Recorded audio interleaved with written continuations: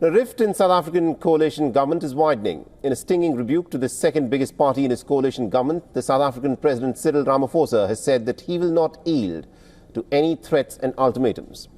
Ramaphosa in fact drew the Democratic Alliance's ire after he removed the Deputy Trade Minister Andrew Whitfield over an unsanctioned trip abroad earlier this year. Now, Whitfield, a member of the DA, was part of a delegation that travelled to the US back in February after Washington's relations with South Africa soured. The DA has since given Ramaphosa until Saturday afternoon to remove their errant ministers and deputies in his executive as well.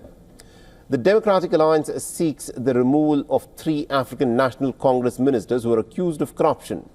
The party has warned that failing to do so, African National Congress leaders will inflict some grave consequences on South Africa. And this latest DA demand is one of the series of rows within the government of national unity that have threatened its survival. But the junior partner is yet to pull the plug on its involvement in the coalition.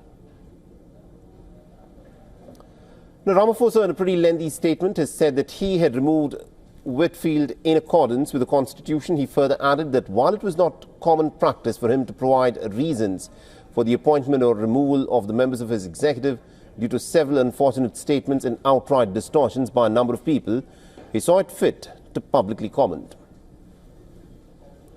And our correspondent Calvin Ongmu has sent us this report from Johannesburg. Listen in.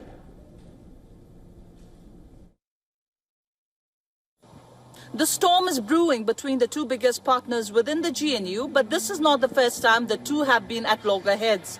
President Ramaphosa hasn't given any explanation or reasons on why he fired DA's Whitfield, but there are talks that the matter may be related to his insubordination over his traveling to Washington at the height of stormy relations between South Africa and the US earlier this year as part of a DA delegation without the president's approval.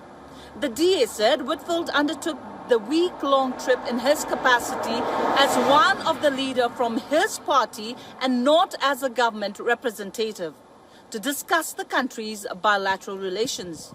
If Ramaphosa does not bow down to DA's demand, what will happen next?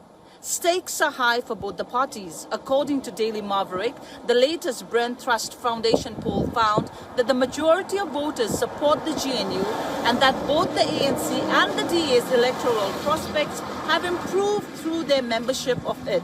So, are they willing to risk it all? Only time will tell.